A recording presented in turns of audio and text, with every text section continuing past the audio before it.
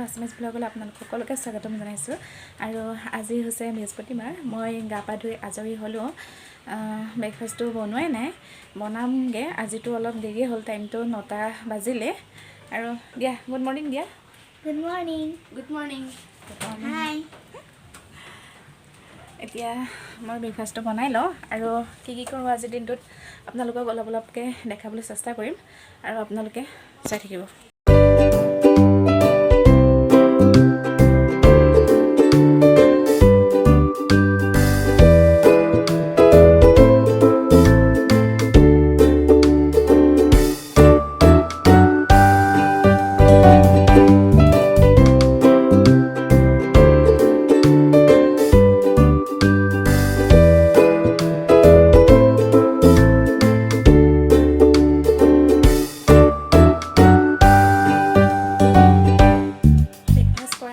হৈ গ'ল।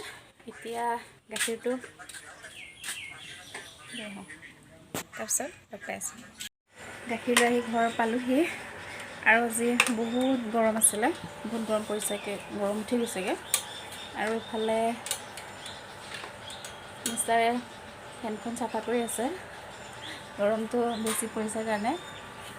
আৰু এইখন ফেন 6 মাহ দিন সোমাই থাকে, আকৌ 6 মাহৰ কাৰণে কি ওলাই আহে। হয়নে নহয়? হয়নে নহয় কওক আকৌ। গৰমতহে প্ৰয়োজন, ঠাণ্ডাত কি কৰিব?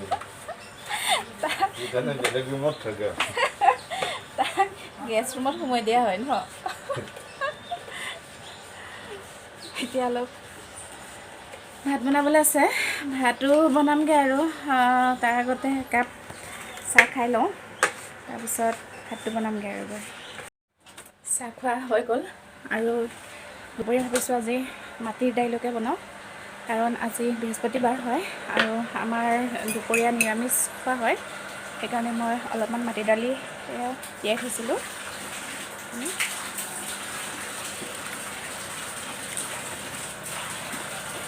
দেখাম বাৰু মই কেনেকৈ বনাব লাগে। মাটি দালিখিনি ভালদৰে ধুই ল'লোঁ আৰু ইয়াতে 2টা বিলাহী দিছোঁ আৰু অলপমান পানী দিছোঁ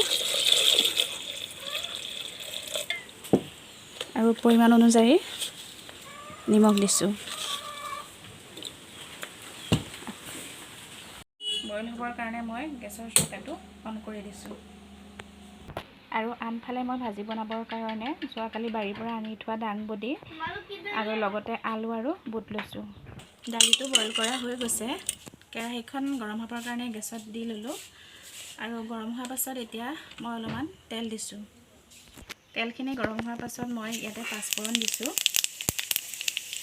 আৰু 2টা তেজপাত দিছোঁ, 3টা শুকান জলকীয়া দিছোঁ। দি পেলাই মই অলপ লৰাই দিছোঁ।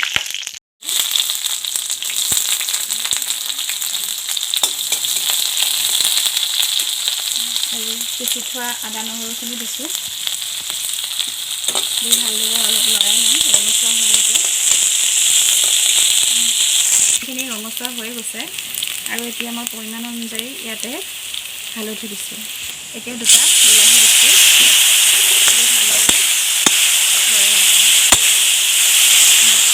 ফ্ৰাই কৰা হৈ গৈছে আৰু মই বইল কৰি থোৱা মাটি দালিখিনি ইয়াতে ঢালি দিম আৰু দালিখিনি এতিয়া অলপ সময় সিজিবৰ কাৰণে ৰৈ দিম।